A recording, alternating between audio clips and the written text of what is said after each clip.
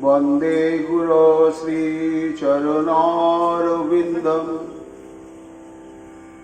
गौरकृपाघनीभूतं प्रभुं श्रीहरिनन्दनं मम जीवन सर्वस्वं भक्त्या नौमि पुनः पुनः राधा कृपामयं वपुं श्रीगुरुदिनतारकं प्रभुं श्रीगौरितभुजो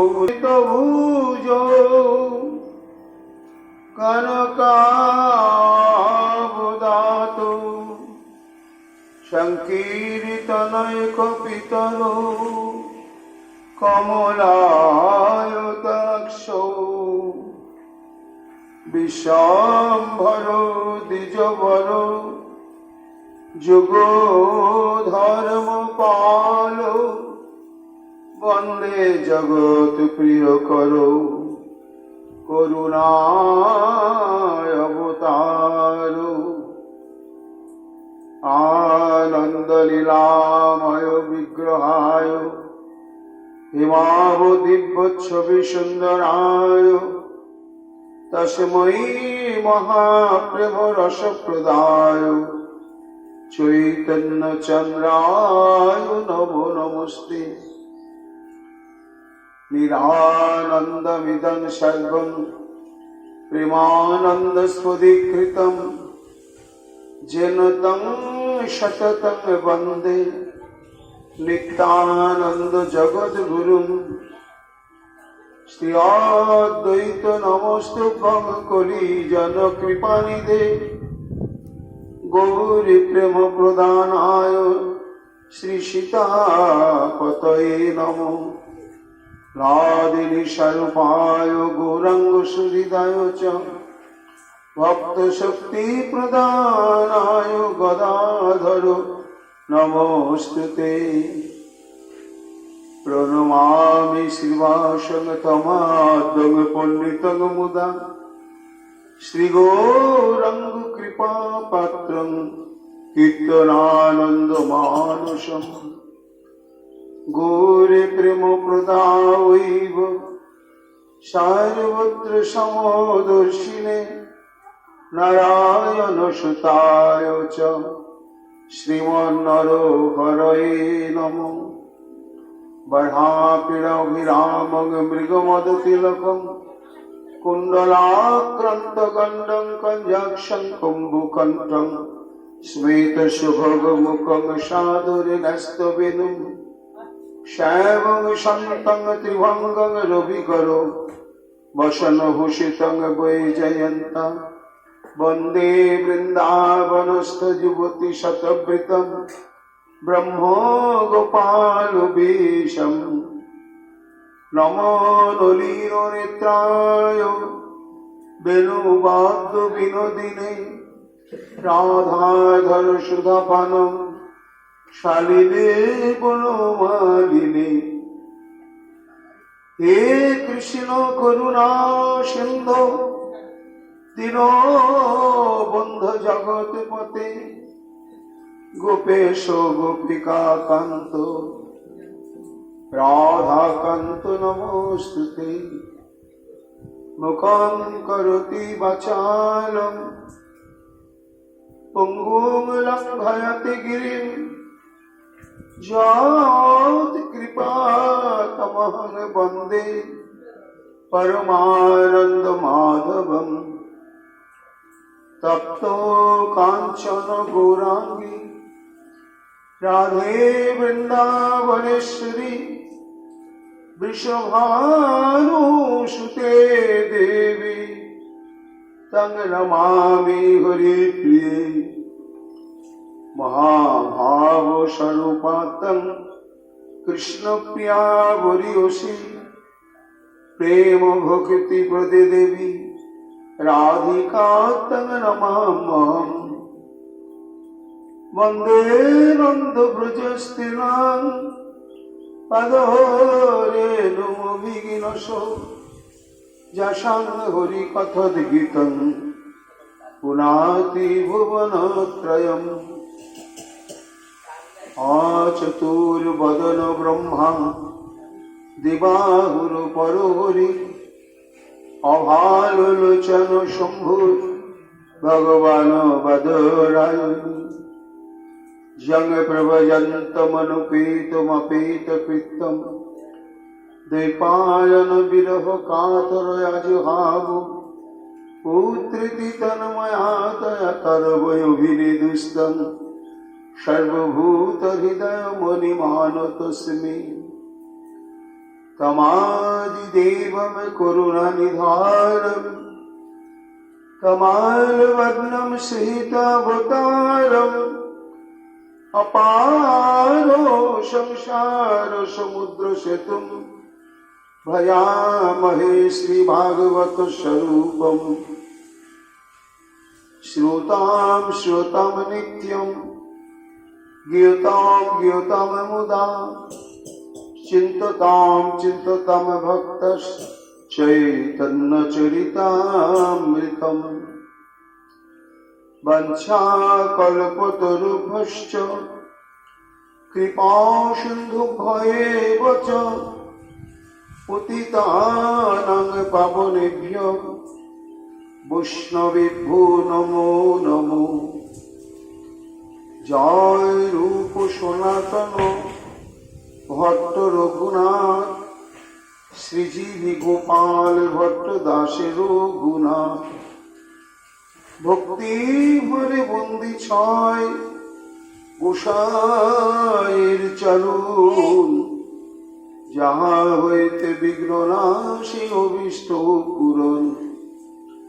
जय गौरी भक्तवृंद गौरी जाদের प्राण सबे मिले देह मोरे निताय गौर भक्ति दान निताय गौर हरि बोल निताय गौर हरि बोल निताय गौर हरि बोल जय जय निताय गौर हरि हरि बोल। गौरेर ওই রূপসাগরে ভাসিয়ে দে তোর নয়ন তরী। গৌরের ওই রূপসাগরে ভাসিয়ে দে তোর নয়ন তরী। তরি তীরে যেন আর লাগে না তরি তীরে যেন আর লাগে না তাতে আমি বড়ই ডরি। গৌরের ওই রূপসাগরে ভাসিয়ে দে তোর নয়ন তরী। চলুক তরি নীতি নীতি কিবা দিবা কিবা রাতি। চলুক তরি নীতি নীতি কিবা দিবা কিবা রাতি। শেষে আমি তলিয়ে গিয়ে শেষে আমি তলিয়ে গিয়ে গৌরের যুগল চরণ ইয়ায় ধরি। গৌরের ওই রূপসাগরে ভাসিয়ে দে তোর চরণ তরী। গৌরের ওই রূপসাগরে ভাসিয়ে দে তোর নয়ন তরী। ও ওগো আমার গৌর সোনা, তুমি সাথে যেন বাদ সে ধোনা। ওগো আমার গৌর সোনা, তুমি সাথে যেন বাদ সে ধোনা। তরি তীরে যেন আর উঠায় না, তরি তীরে যেন আর উঠায় না। অনাথের নাম গৌর হরি, গৌরের ওই রূপসাগরে ভাসিয়ে দে তোর নয়ন তরি।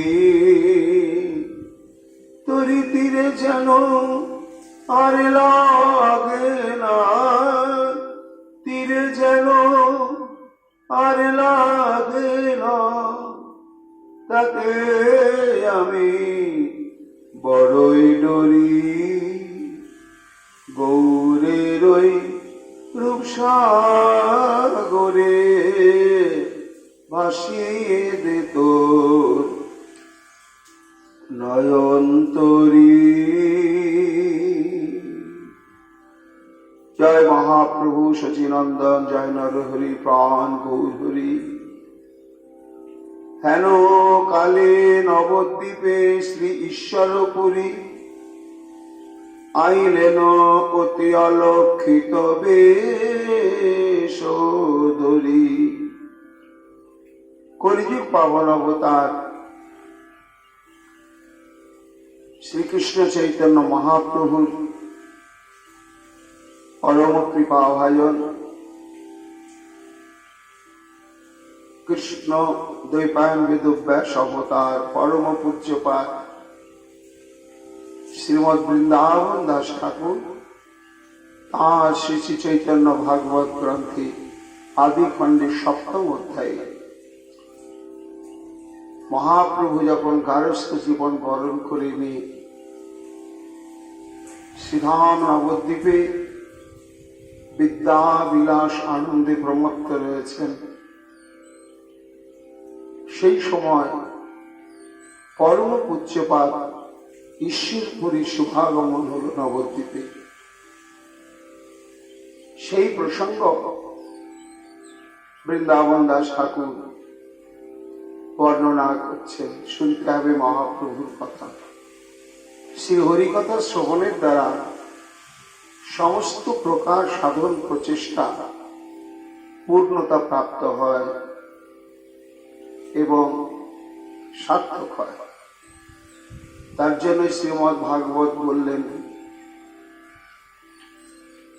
অত কুম্ভীর দ্বিজ সৃষ্টা বর্ণাশ্রম বিভাগশ সনুষ্ঠিতস্য ধর্মস্য সংসিদ্ধির হরিতোষণম।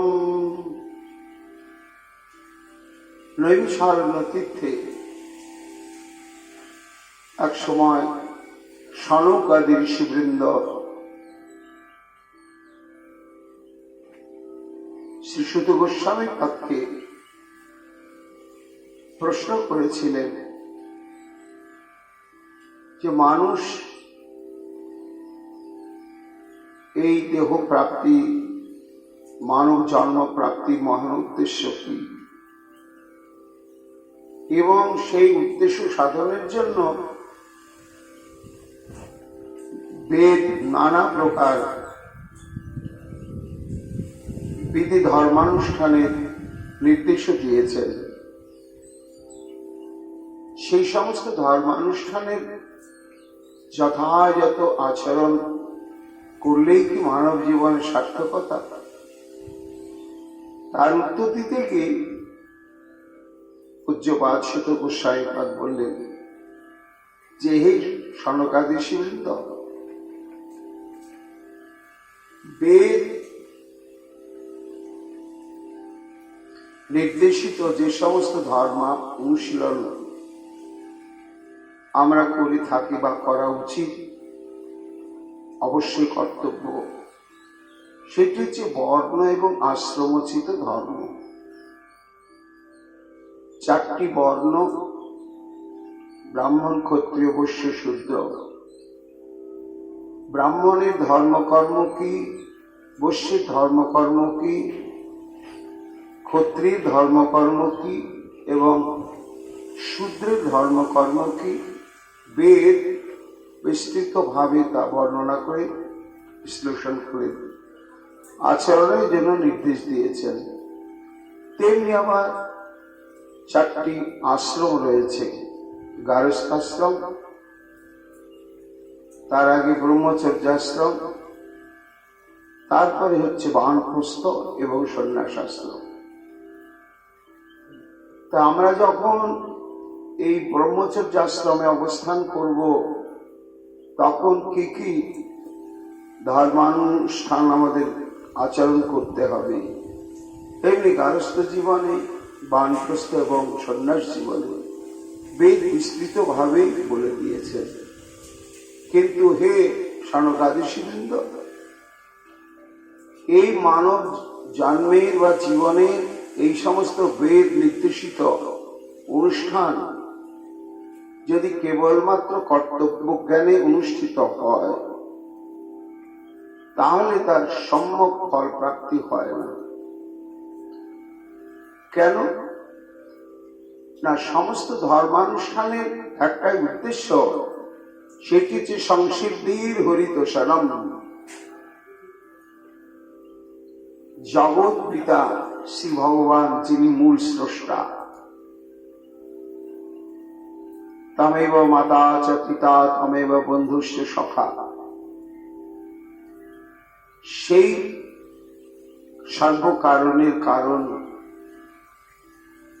জগৎ স্রষ্টার যদি প্রীতিবিধানের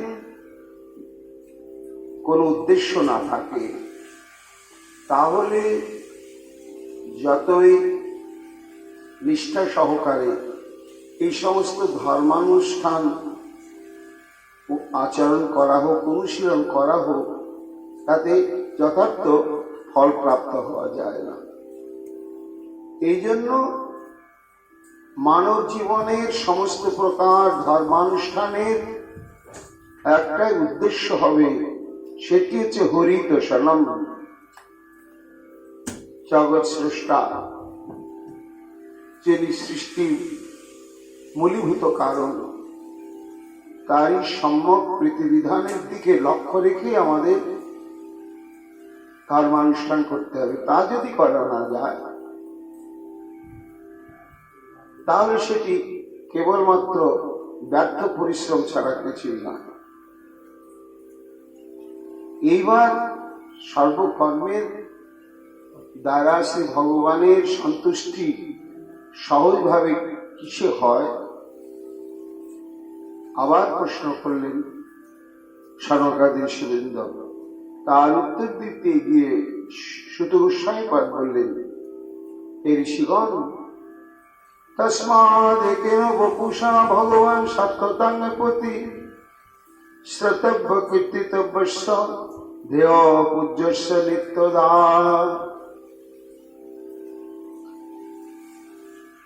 আমাদের একমাত্র কর্তব্যই হচ্ছে কি, সর্বান্তঃকরণে সেই শ্রী হরি, যিনি সমস্ত সৃষ্টির মূলীভূত কারণ, যিনি সচ্চিৎ আনন্দ স্বরূপ বিগ্রহ, সেই শ্রীহরির যে সর্বাদ্ভুত হৃৎকর্ণ রসায়নী লীলা কথা প্রসঙ্গ রয়েছে, এবং যিনি ভক্ত বৎসল, সমস্ত ভক্তগণের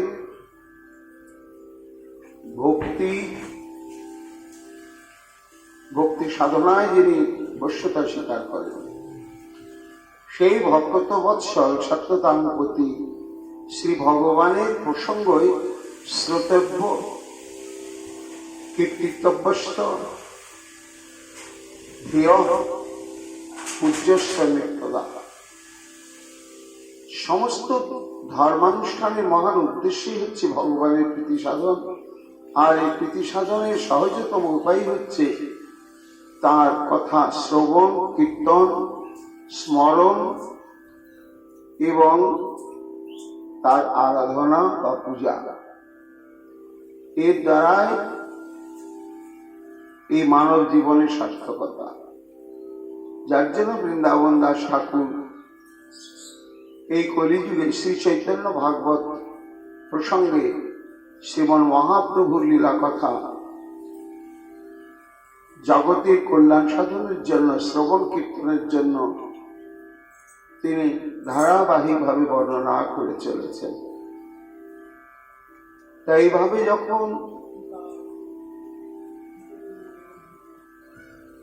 একদিকে শ্রীমন মহাপ্রভু বিদ্যার অধ্যত্ত প্রকাশ এই আনন্দে প্রমত্ত রয়েছেন, আর একদিকে কৃষ্ণ ভক্তগণ জীবের এই বহির মুখ অবস্থা দর্শন করে কাতর, আর একদিকে সমস্ত ফসলীরা কিছু কিছু বৈষ্ণবগণের নাম সংকীর্তন আদি বিষয়ে সমালোচনা শুরু করে দিয়েছেন। এইরকম যখন নবদ্বীপের অবস্থা, তখনই হেন কালে নবদ্বীপে শ্রী ঈশ্বরপুরী আইলেন অতি অলক্ষিত বেশ ধরি। ঈশ্বর পরিবার শ্রীধাম নবদ্বীপে শুভ পদার্পণ করলেন অলক্ষিত বেশ ধরি, অর্থাৎ ঈশ্বর পরিবারকে কেউ দেখেননি বা চেনেননি, কিন্তু তার মহিমার কথা, তার ভক্তির কথা, তার গুরু নিষ্ঠার কথা ভক্ত সমাজে প্রচলিত ছিল। সেটি ঈশ্বর পরিবার জানতেন। তাই তিনি ভাবলেন যে আমি যে নবদ্বীপে যাব, আমার যথাবস্থিত পরিচয় স্বরূপ নিয়ে যদি যাই, তাহলে সবাই দেখে চিনে ফেলবে আমি যে উদ্দেশ্যে নবদ্বীপকে আস্বাদন করতে চলেছি সেটি আমার হবে না। তাই তিনি অলক্ষিত বেশ, মানে স্বতন্ত্র একটু বেশ ধারণ করে নবদ্বীপে পদার্পণ করলেন। কিন্তু করলেও কি হবে, তার স্বভাবটি কেমন? কৃষ্ণ রসে পরম বিহ্বল মহাশয়, একান্ত কৃষ্ণের প্রিয় অতি দয়াময়, সর্বক্ষণ কৃষ্ণ প্রেমানন্দে বিহ্বল। মুখে কৃষ্ণ কথা ছাড়া কোনো প্রসঙ্গ নেই এবং অন্তর সর্বক্ষণ কৃষ্ণ লীলা চিন্তনে নিমজ্জিত। কে ঈশ্বরপুরী? কবিরাজ গোস্বামী পাদ বললেন, ইনি হচ্ছেন আমাদের শ্রীমন মহাপ্রভুকে যদি আমরা একটি প্রেম কল্পতরু বলে ধারণা করি, তাহলে ওই প্রেম কল্পতরুর বীজ হচ্ছেন মাধবেন্দ্র পুরী, আর তার অঙ্কুরী হচ্ছেন ঈশ্বরপুরী পাদ, আর বৃক্ষ হচ্ছেন শ্রী চৈতন্য মহাপ্রভু। মালা কারো স্বয়ং কৃষ্ণ প্রেমা মরতরু স্বয়ং, দাতা ভোক্তা তৎফলনং যস্তং শ্রী চৈতন্যমাশ্রয়ে।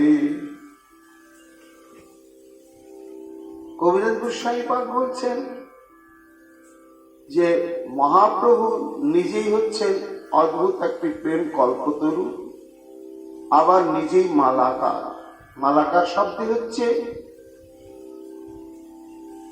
কোন ফল বাগান বা ফল বৃক্ষের যিনি পরিচর্যা করেন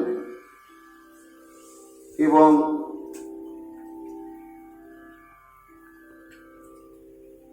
ফল আদি বিতরণ করেন, তাকে বলা হয় মালাকার।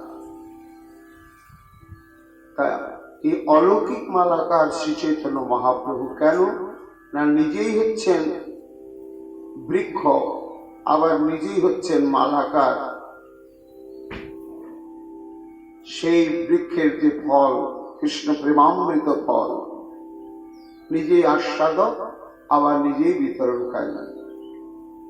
এইবার সেই বৃক্ষটি কিভাবে এই ভূমণ্ডলে সে স্বরূপ প্রাপ্ত হল?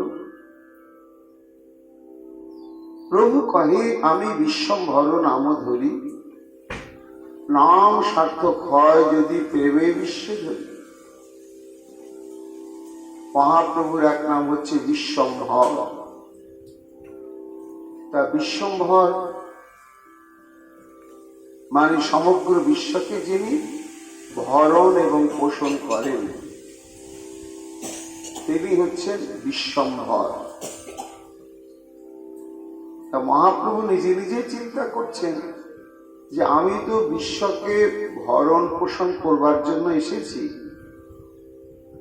তা আমি যদি বিশ্বকে ভরণ পোষণ না করি তাহলে তো আমার নাম যে বিশ্বম্ভর এটি তো সার্থক হবে না। তাহলে আমি কি করে বিশ্বকে ভরণ পোষণ করব? না আমি মালাকার ধর্ম অবলম্বন করব, অর্থাৎ ফল বাগানের মালিক আর ফল বৃক্ষটা আমি নিজেই হব। এত চিন্তি লইল প্রভু মালাকার ধর্ম, নবদ্বীপে আরম্ভিল ফলদান কর্ম।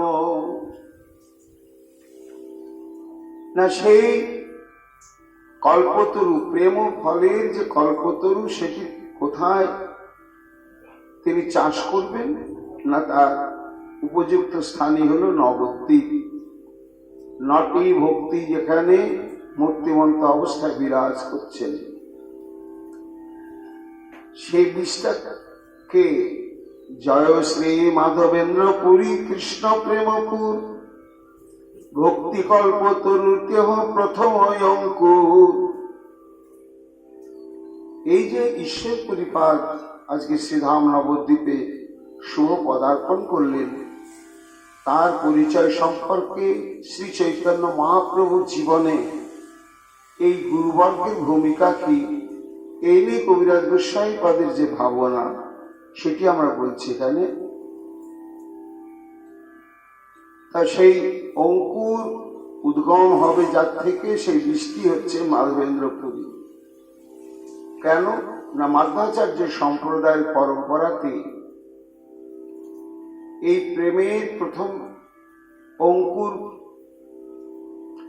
অবস্থা এই মাধবেন্দ্রপুরীর জীবন থেকে শুরু হয়, তারপরে সেটি ক্রমে ক্রমে বিকশিত বা বিস্তৃতি লাভ করে। তাই নবদ্বীপ ক্ষেত্রে যেন মহাপ্রভু এই বীজ রোপণ করলেন। ঈশ্বর শ্রী ঈশ্বর পুরী রূপে অঙ্কুর পুষ্ট হইল, আপনে চৈতন্য মালি স্কন্দ উপজিল।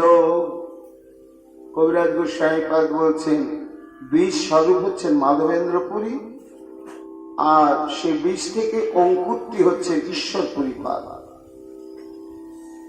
আর অঙ্কুরটি বড় হয়ে প্রথমে কাণ্ড প্রকাশ পায় গাছে। যেমন একটা আমের বীজ যদি আমরা ফেলেও রাখি, তাহলে দেখা যায় আস্তে আস্তে অঙ্কুর উদ্গমের সময় হলে অঙ্কুরটি বেরিয়ে পড়ে। পরিবেশ একটা লম্বা কাণ্ড প্রকাশ হয়, তার উপরে পাতা গজায়। কবিরাজ গোস্বামী পাদ বলছেন ওই বিশ্বটি হচ্ছে মাধবেন্দ্রপুরী, আর অঙ্কুর স্বরূপ হচ্ছে ঈশ্বরপুরী, আর অঙ্কুর থেকে যে বৃক্ষ কাণ্ড প্রকাশ পেল সেটি হচ্ছে চৈতন্য মহাপ্রভু। এইবার দেখা যায় কি না আমের বীজ থেকে অঙ্কুর উদ্গম হয়ে উপরের দিকে যেমন শাখা প্রশাখা ইত্যাদি বিস্তৃত শুরু হয়, ঠিক সঙ্গে সঙ্গে ওই বীজটার নিচের দিক থেকেও আবার বেরোতে শুরু করে। কি না উপরে বৃক্ষের শাখা প্রশাখা বিস্তৃতি লাভ করে, আর নিচের শিকড় গুলো বিস্তৃতি লাভ করে। না হলে গাছটা তো মাটির সঙ্গে ঠিকভাবে দৃঢ় হয়ে দাঁড়াবে না। নিজাচিন্ত শক্তিমালী হইয়া স্কন্ধ হয়, সকল শাখার সেই স্কন্ধ মূলাশ্রয়। পরমানন্দ পুরী আর কেশব ভারতী, ব্রহ্মানন্দ পুরী আর ব্রহ্মানন্দ ভারতী। বিষ্ণুপুরী কেশবপুরী পুরী কৃষ্ণানন্দ, শ্রী নৃসিংহ তীর্থ আর পুরী সুখানন্দ। এই নবমূল নিকশিল বৃক্ষ মূলে, এই নবমূলে বৃক্ষ করিল নিশ্চলে। অর্থাৎ এই যে চৈতন্য কল্পতরু, এটি যখন বিশাল রূপ ধারণ করলে ক্রমে ক্রমে তার থেকে প্রচুর শাখা প্রশাখা উপশাখা বিস্তৃতি লাভ করল। তা সেই বৃক্ষটি যাতে পৃথিবীর বুকে সুদৃঢ় হয়, তার জন্য আবার নিচের দিকে 9টি মূল বা শেকড় চারিদিকে ছড়িয়ে গেল। এই 9টি শেকড় স্বরূপ যাদের নাম বললেন কবিরাজ গোস্বামী, এরা হচ্ছে সবাই শ্রী চৈতন্য মহাপ্রভুর গুরুবর্গ, অর্থাৎ গুরুদেবের সঙ্গে সম্পর্কিত এরা সবাই। তাই 9টি যে শেকড়, তার মধ্যে মাঝের শেকড়টি হচ্ছে পরমানন্দ পুরী, আর 8 দিকে 8 জন যে গুরুবর্গ স্থানীয়, তারা হলেন যেন 8টি শেকড়। মধ্যমূলে পরমানন্দ পুরী মহাধীর, অষ্টদিকে অষ্টমূল বৃক্ষ কইল স্থির। তাহলে এই চৈতন্য কল্পতরুর অঙ্কুর স্বরূপই হচ্ছেন ঈশ্বরপুরী পাদ। কিন্তু মহাপ্রভুর সঙ্গে ঈশ্বরপুরীর যে কি সম্পর্ক, বা ঈশ্বরপুরীর সঙ্গে মহাপ্রভুর কি সম্পর্ক, সেটা এখনো ঘটেনি। তাই অলক্ষিত ভাবে ঈশ্বরপুরী পাদ এসে উপস্থিত হয়েছেন। তান বেশে তানে কেহ চিনিতে না পারে, দৈবে গিয়া উঠিলেন অদ্বৈত মন্দিরে। শ্রীধাম নবদ্বীপে অদ্বৈত প্রভু নিজে গৃহ নির্মাণ করে টোল খুলেছেন এবং বেশ কিছুদিন ধরে বছরের এইখানেই স্থায়ীভাবে বসবাস করেন। এখন ঈশ্বরপুরী তিনি নবদ্বীপে প্রবেশ করে চিন্তা করছেন কোথায় গিয়ে অবস্থান করব। তা অদ্বৈতাচার্যের নাম তো সর্বজন বিদিত ছিল। তখন তিনি অদ্বৈত মন্দিরে উপস্থিত হলেন, যেখানে অদ্বৈত সেবা করেন বসিয়া, সম্মুখে বসিলা বড় সংকোচিত হইয়া। সীতানাথ মন্দিরে যখন ঈশ্বরপুরী পাদ পদার্পণ করলেন, সেই সময় সীতানাথ প্রভু ঠাকুর সেবায় অবস্থান করছেন। হয়তো ঠাকুরের অর্চন বা আরতি বা ভোগ নিবেদন ইত্যাদি ইত্যাদি। ঠিক সেইখানে গিয়ে ঈশ্বরপুরী পাদ গিয়ে বসলেন।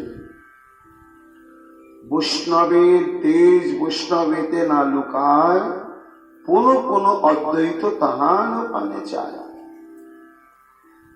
বৃন্দাবন দাস ঠাকুর বলছেন যে ঈশ্বরপুরী পাদ যতই ছদ্মবেশে আসুক,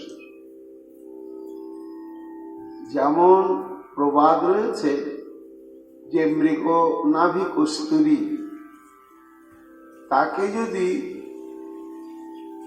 বস্ত্র দিয়ে ঢেকে লুকিয়ে রাখা যায় তাহলে তাকে দেখা যাবে না বটে, কিন্তু গন্ধটা ছড়াবেই ছড়াবে। তা সেই মৃগনাভি কস্তুরীর গন্ধকে যেমন ঢেকে তার গন্ধকে আড়াল করা যায় না, তেমনি নিত্য সিদ্ধ পরিকর এই ঈশ্বরপুরী পাদ তিনি ছদ্মবেশে এসেছেন। এলেও তার যে গুণ মহিমা, ভক্তির যে জ্যোতি, সেটি তো সপ্রকাশ। অদ্বৈতাচার্য বারবার তাকাচ্ছেন, বৈষ্ণবের তেজ বৈষ্ণবেতে না লুকায়, পুনঃ পুনঃ অদ্বৈত তাহান পানে চায়। সীতানাথ অর্চন করছেন মদন গোপালের বা সেবা করছিলেন, কিন্তু বারবার ওই দিকেই মনটা যাচ্ছে। কোনদিন তো দেখিনি, কিন্তু দেখেই মনে হচ্ছে যেন মূর্তিমন্ত কৃষ্ণ প্রেম ভক্তি। অদ্বৈত বলেন, বাপ তুমি কোন জন, বৈষ্ণব সন্ন্যাসী তুমি হেন লয় মন। পরিচয় তো নেই। সম্মান দিয়ে বললেন, বাবা আপনি কোত্থেকে এসেছেন? আপনাকে দেখে মনে হচ্ছে আপনি কোন সর্বত্যাগী বৈষ্ণবই হবেন। বলেন, ঈশ্বরপুরী আমি শূদ্রাধম, দেখিবারে আইলাম তোমার চরণ।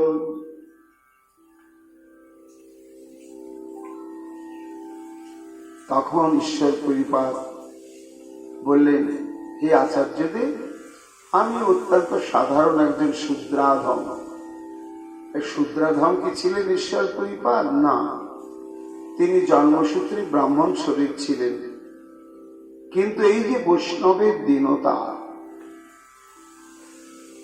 যে আমি জন্মসূত্রে ব্রাহ্মণ যতই হই না কেন, যদি আমাতে শুদ্ধ প্রেম ভক্তি না থাকে, ভগবত প্রীতিমূলা যদি সাধন প্রচেষ্টা না থাকে, তাহলে একজন শূদ্রের চাইতে অধম। এখানে জন্মসূত্রে আমার বৈশিষ্ট্য প্রকাশ করা যাবে না। তাই আত্মদনের গ্লানিতি বলে আমি একজন সাধারণ শূদ্রাধম। এই আচার্যদেব, আমি আপনার দর্শন পাওয়ার জন্যই এসেছি। অদ্বৈত আচার্য দেখলেন, ও এ তো আসল কথা বললে না। তাহলে সোনাটা খাঁটি কিনা সেটা দেখতে গেলে একটু কোষ্টি পাথরে আঁচড় দিতে হয়, তাহলে চেনা যায় এটা খাঁটি সোনা কিনা। তা দেখি তো। সেই সময় আবার দৈবক্রমে উপস্থিত হয়েছেন চট্টগ্রামবাসী মুকুন্দ। আর মুকুন্দ তো সে অপূর্ব ভক্তি রসে তার চিত্ত সব সময় বিগলিত, আর তেমনি অদ্ভুত তার সুকণ্ঠ। তাকে ইঙ্গিত করলেন যে ইনি কেমন শূদ্রাধম। ও মুকুন্দ, তুমি একটু কৃষ্ণ নাম করো তো, তাহলে বোঝা যাবে। বুঝিয়া মুকুন্দ কৃষ্ণের চরি, গাইতে লাগিলা অতি প্রেমের সহিত। সুকণ্ঠ মুকুন্দ সে তখন শ্রী গোবিন্দের রূপ মাধুর্যের কথাই হোক, আর প্রেম মাধুর্যের প্রসঙ্গ নিয়ে হোক, কোন মহাজন পদাবলী তার সেই সুললিত কণ্ঠে উনি গান করলেন ভাবের সঙ্গে, প্রেমের সহিত। যেই মাত্র শুনিলেন মুকুন্দের গীতে, পড়িলা ঈশ্বর পুরী ঢলি পৃথিবীতে। আর ঈশ্বর পরিপাত নিজেকে সম্বরণ করে রাখতে পারলেন না। জাতের অতীত উদ্দীপন বিভাব। মুকুন্দ যখন সেই প্রেম রসসিক্ত চিত্তে শ্রী গোবিন্দের এই মাধুর্য মণ্ডিত লীলা প্রসঙ্গ সমন্বিত মহাজন পদাবলী কীর্তন করলেন, আর শ্রবণ মাত্রের উদ্দীপন হয়ে গেল ঈশ্বর পরিপাদে। আর অমনি প্রেমের বিকার তাকে স্বাভাবিক থাকতে দিলেন না। একেবারে ছটফট করতে করতেই পৃথিবীতে ঢলে পড়লেন। নয়নের জলে অন্ত নাহি তাহার, পুনঃ পুনঃ পাড়ে প্রেম ধারার পয়ান। অজস্র নয়নশ্রু বিসর্জন হতে লাগলে আস্তে ব্যস্তে অদ্বৈত তুলিয়া নিজ কোলে সিঞ্চিত হইল অঙ্গ নয়নের জলে। অদ্বৈতাচার্য ইষ্টদেবীর সেবা কর্মকে সেখানে রেখে ছুটে গেলেন ঈশ্বরপুরীপাদের কাছে, কোলের মধ্যে তুলে নিলেন। নয়নের জলে সীতানাথের অঙ্গটাও ভেসে যেতে লাগল। সম্বরণ নহে প্রেমে পুনঃ পুনঃ বারে, সন্তোষে মুকুন্দ উচ্চ করি শ্লোক পড়ে। এইভাবে যখন প্রেম বিকারে অপ্রকৃতিস্থ ঈশ্বরপুরীপাদ সেই সময় শ্রীমদ্ ভাগবতে ঠিক সেই ভাবের অনুরূপ শ্লোক উচ্চস্বরে ছন্দে ছন্দে পাঠ করতে শুরু করলেন মুকুন্দ। দেখিয়া বৈষ্ণব সব প্রেমের বিকার, অতুল আনন্দ মনে জন্মিল সবার। সমস্ত অদ্বৈতাচার্যের গৃহটাই ছিল বৈষ্ণবের একটি অতি গোপন সভা। সেই মুহূর্তে যে কয়েকজন সেই সভার সঙ্গে সংযুক্ত ছিলেন তারা ক্রমে ক্রমে উপস্থিত হলেন, আর হয়ে এই ঈশ্বরপুরীপাদের ওই প্রেম বিকার দর্শন করে তারাও আনন্দ সমুদ্রে নিমজ্জিত হয়ে গেলেন। পাছে সবে চলিলেন ঈশ্বরপুরী, প্রেমে দেখি সবাই শহরে হরি হরি। এই মতো ঈশ্বরপুরী নবদ্বীপ পুকুরে অলিখিতে বলেন চিনিতে কে হোনারে। দু চার দিন অদ্বৈতের গৃহ অবস্থান করলেন, তারপরে আবার কোন ভক্তের গৃহে গিয়ে অবস্থান করতে লাগলেন।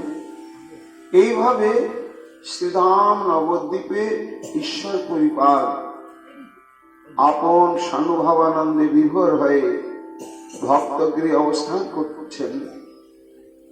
দৈবে একদিন প্রভু শ্রী গৌর সুন্দর পড়াইয়া আইলেন আপনার ঘর।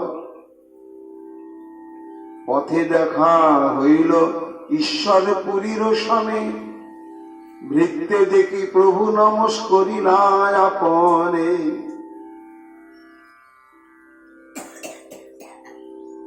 মহাপ্রভুর সঙ্গে তখনও ঈশ্বরপুরীপাদের দেখা দেখি হয়নি। বেশ কিছুদিনই নবদ্বীপে অতিবাহিত করলেন ঈশ্বরপুরীপাদ। দৈবক্রমে একদিন পথের মধ্যে দুজনার দেখা দেখি। তা মহাপ্রভুকে দেখেননি তো ঈশ্বরপুরীপাদ, নাম শুনেছেন। আর শ্রীমন মহাপ্রভু ঈশ্বরপুরীপাদকে কোনোদিন দর্শন করেননি। কিন্তু দৈবক্রমে যখন দুজনারই দর্শন হয়ে গেল, বৃন্দাবন দাস ঠাকুর বলছেন মহাপ্রভু তো সেই স্বয়ং সর্বান্তর্যামী।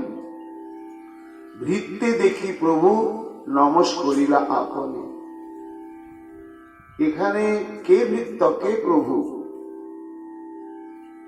না, লৌকিক বিচারে আমরা পরে পাব যে মহাপ্রভুর দীক্ষাগুলি হচ্ছে ঈশ্বরপুরী।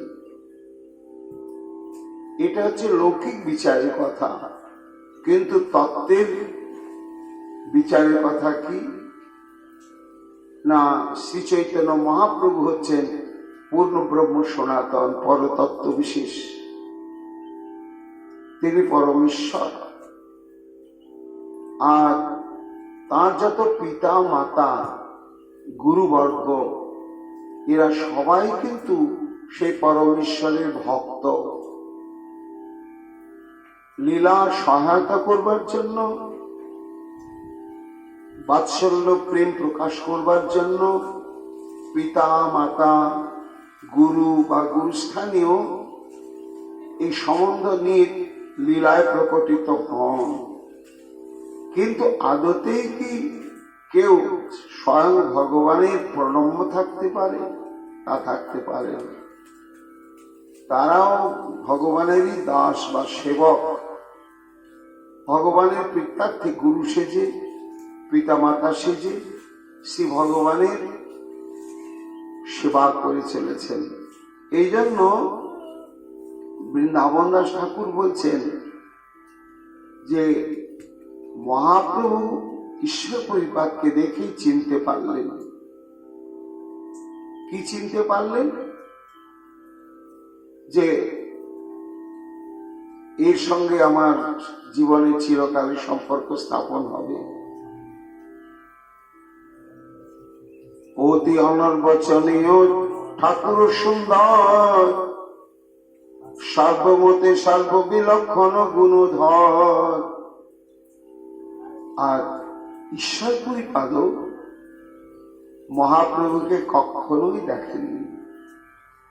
এবার মহাপ্রভু ঈশ্বর পরিপাদকে দেখেই তো ছুটে গিয়ে সসম্ভ্রমে শ্রদ্ধার সঙ্গে নমস্কার করলেন। যখন নমস্কার করলেন তখন ঈশ্বর পরিপাদ দেখছেন মহাপ্রভুকে, সেই বিশাল ন্যাগ্রত পরিমণ্ডল বপু আজানুলম্বিত বাহু, অদ্ভুত মাধুর্যে মণ্ডিত তার বড়তরু। যদ্যপি তাহার মর্ম কেহ নাই জানে, তথাপিও সাধ্যস করে দেখি সর্বজনে। বৃন্দাবন দাস ঠাকুর বলছেন এটা মহাপ্রভুর শ্রী বিগ্রহের একটা বৈশিষ্ট্যই। মহাপ্রভুকে দর্শন মাত্রেন মানুষের চিত্ত তাতে সন্নিবিষ্ট হয়ে যায়। কে এত সুন্দর কি হয়? নিশ্চয় এর কোনো অনন্য সাধারণ শক্তি বিশেষ বা তত্ত্ব বিশেষ হবে, তখন তার প্রতি একটা সম্ভ্রম বোধ এসে যায়। এটি চিনুক বা না চিনুক, মহাপ্রভুর এটাই বৈশিষ্ট্য, তাকে দেখার সঙ্গে সঙ্গে তথাপিও সাধ্যস করে দেখি সর্বজয়। চাহেন ঈশ্বর প্রভু পুরী প্রভুর শরীর, সিদ্ধ পুরুষেরও প্রায় পরম গম্ভীর। ঈশ্বর পরিপাদ এক দৃষ্টিতে তাকিয়ে আছে। মহাপ্রভুর সঙ্গে আরো সমস্ত ছাত্র অর্থাৎ শিষ্যবর্গ রয়েছে। চিত্ত যেন একেবারে আকৃষ্ট হয়ে গেল। দর্শন করতে করতে মনে মনে চিন্তা করছে যে এই আমি যাকে দেখছি এ কোনো সাধারণ মানুষ না, এ নিশ্চয় কোন সিদ্ধ পুরুষ হবে। একেবারে সাধারণ না, কোন সিদ্ধ পুরুষ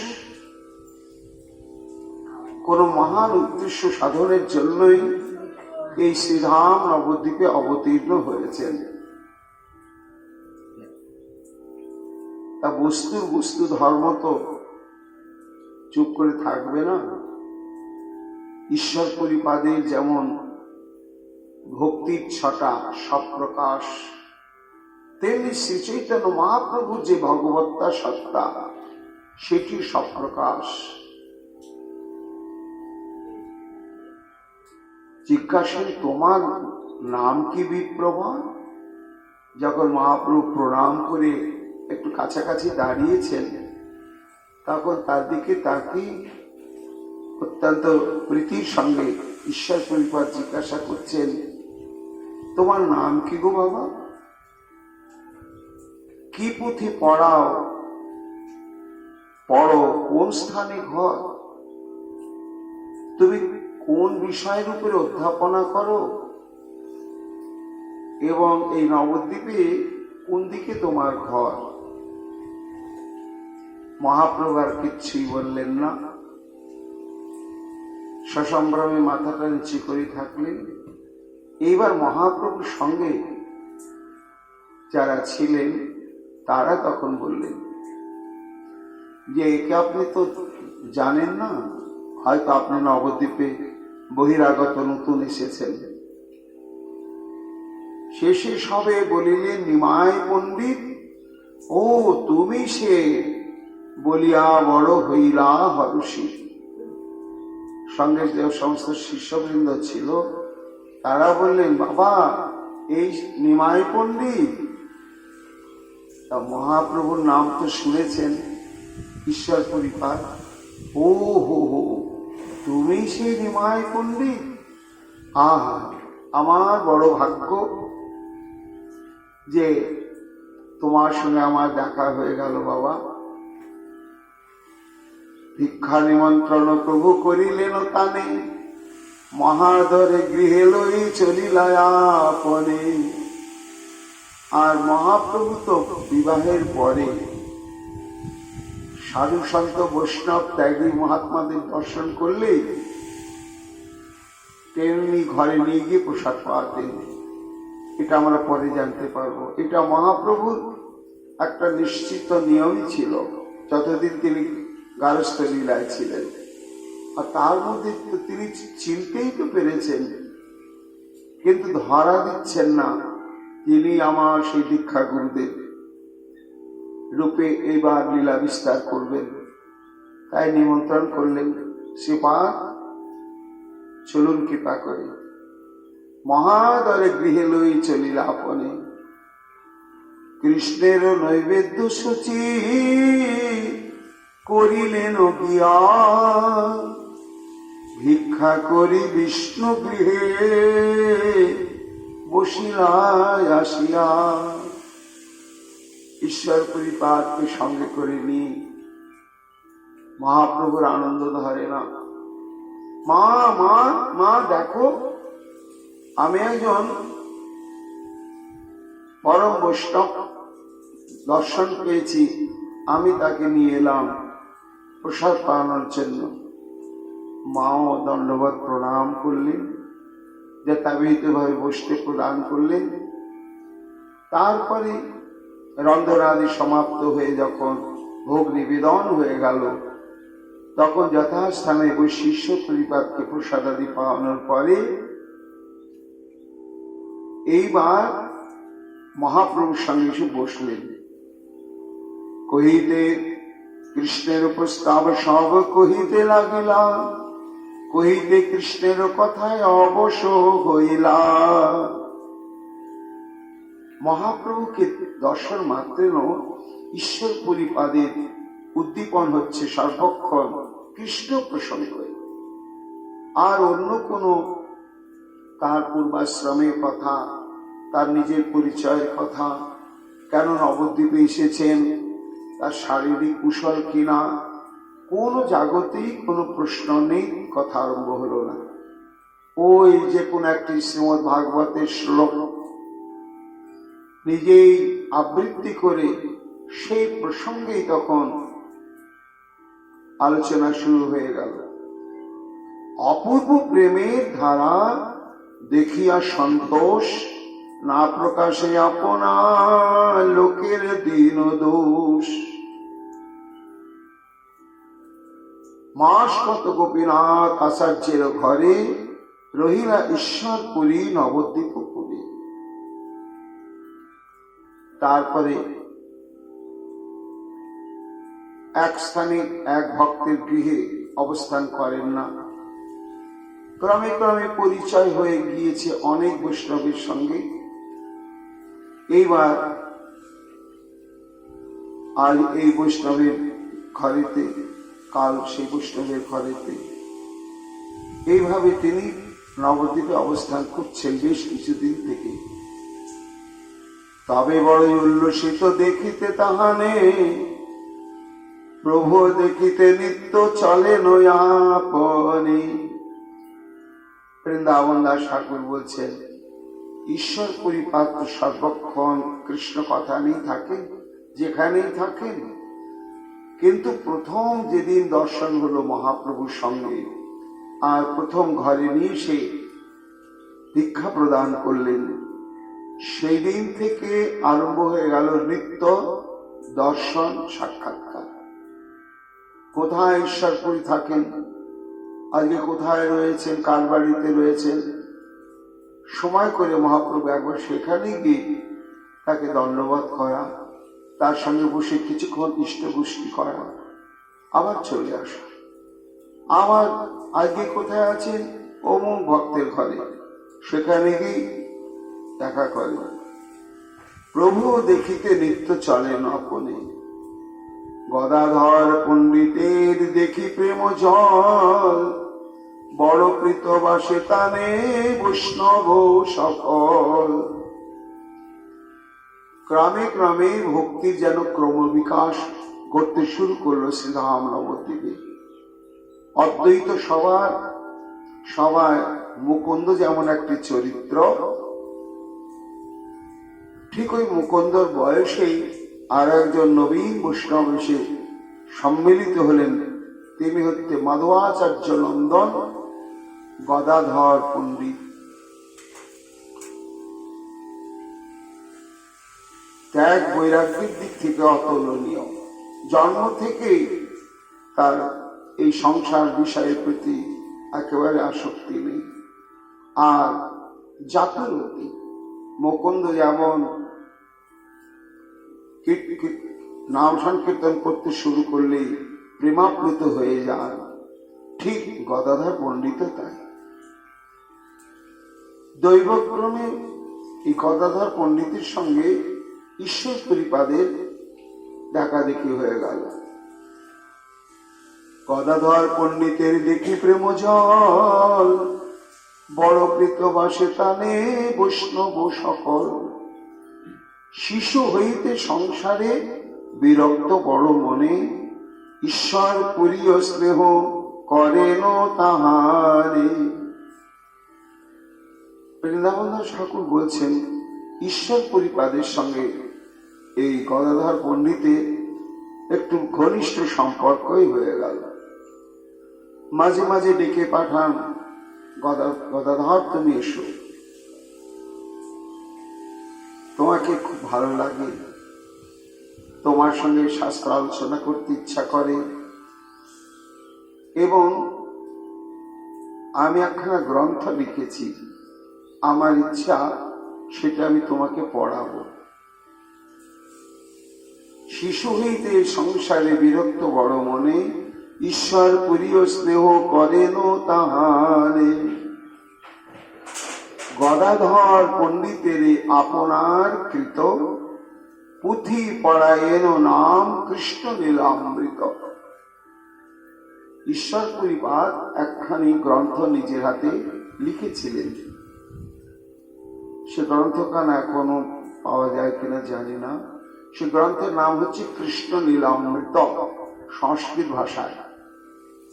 সম্ভবত শ্রীকৃষ্ণের আবির্ভাব থেকে ধারাবাহিক সমস্ত লীলাক্রমগুলোই তিনি যেমন যেমন অনুভব করেছেন, ঠিক সেইভাবেই তিনি শ্লোক রচনা করে গ্রন্থখানা প্রণয়ন করেছেন।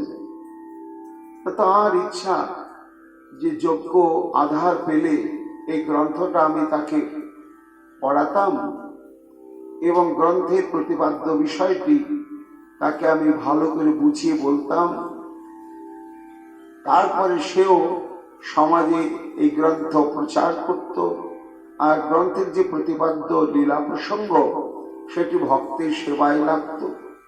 এটাই ঈশ্বর প্রতিপাদের যেন ইচ্ছা ছিল। তাই পড়াইয়া পড়িয়া ঠাকুর সন্ধ্যাকালে ঈশ্বরপুরীরে নমস্করিবারে চলে। গদাধর পণ্ডিতকে দেখে তখন বলে, গদাধর আমার ইচ্ছা এই গ্রন্থখানা আমি যে লিখেছি তা প্রত্যেকটা শ্লোকের যে অন্তর্নিহিত তাৎপর্য সেটি তো সরাসরি থাকে না, সেটি সেই অনুভবী কোনো ব্যাখ্যাকার টিকা করেন বা ব্যাখ্যা করেন, আর না হলে যিনি প্রণেতা প্রণয়ন করেছেন তিনিও ব্যাখ্যা বিশ্লেষণ করেন, তখন তার অন্তর্নিহিত ভাবটি বোঝা যায়। গদাধর, তো গ্রন্থখানা তো আমি লিখেছি, তাই শ্লোকের যে অন্তর্নিহিত তাৎপর্য সেটা ধারাবাহিকভাবে তোমাকে আমি এই শ্লোকগুলো পড়াতে চাই, আর শ্লোকের যে অন্তর্নিহিত তাৎপর্য তোমাকে একটু আমি অনুভব করিয়ে দিতে চাই। সন্তুষ্ট গদাধর পণ্ডিত তখন একটা নির্দিষ্ট স্থানে নিয়মিত গদাধর পণ্ডিত আসেন, আর ঈশ্বর পরিপাদ তাঁর সহস্ত লিখিত গ্রন্থখানা কৃষ্ণ লীলামৃত তাকে পড়ান। আর মহাপ্রভু তখন প্রতিদিন যাতায়াত করতে শুরু করলেন। প্রভু দেখি শ্রী ঈশ্বর পরিহর্ষিত, প্রভু হেন না জানে তবু বড় প্রীত। এইরকম যখন গ্রন্থ অনুশীলন চলছে, মহাপ্রভু তো আসেন প্রত্যেক দিনে একবার করে প্রণাম করতে। আজও মহাপ্রভু এসেছেন। আজকে মহাপ্রভুর আগমনে ঈশ্বর পরিপাদ বেশি যেন উল্লসিত হয়ে উঠেছেন, কিন্তু তখনও তিনি মহাপ্রভুর তত্ত্ব সম্পর্কে অবহিত না, যে ইনি ন চৈতন্যাৎ কৃষ্ণাৎ জগতি পরতত্ত্বং পরমিহ, সেই তত্ত্ব বিশেষ। হাসিয়া বলেন, তুমি পরম পণ্ডিত, আমি পুঁথি করিয়াছি কৃষ্ণের চরি। ইমান, আমি তো বাইরেও শুনেছি তোমার পাণ্ডিত্যের কথা, আবার নবদ্বীপে আসার পরও তো আমি বিশেষভাবে অবহিত হয়েছি। তা আমার ইচ্ছা, বাবা, আমি তো গ্রন্থখানা লিখেছি, আমার যতটুকুনি জ্ঞান বুদ্ধি, কিন্তু তাহলেও তার মধ্যে অনেক কিছু ত্রুটি বিচ্যুতি থেকে যায়। সিদ্ধান্তের ত্রুটি থাকে, আর বেশি ত্রুটি থাকে ব্যাকরণগত। সমাস, সন্ধি, শব্দরূপ, ধাতুরূপ এবং অলঙ্কার এর যদি ঠিক বিধি মতো সন্নিবেশ সংযোজন না হয়, তাহলে ওটা শুদ্ধ গ্রন্থ হয় না। তা আমি তো ভাবেতে লিখেছি, আর তোমার নবীন বয়স, এখন তুমি ব্যাকরণ নিয়ে অধিক অধিক চর্চায় রয়েছ। আমার এই গ্রন্থখানা তুমি যদি আদ্যপান্ত পড়ে এই ব্যাকরণগত ভাবে কোথায় কি ভুল ত্রুটি রয়েছে একটু ধরে দিতে, তাহলে সংশোধন করে এই গ্রন্থখানা একেবারে দোষশূন্য রূপে জগতের সেবায় উৎসর্গ করা হতো। তাই আমি পুঁথি করিয়াছি কৃষ্ণের চরি। সকল বলিবা কোথা থাকে কোন দোষ, ইহাতে আমার বড় পরম সন্তোষ।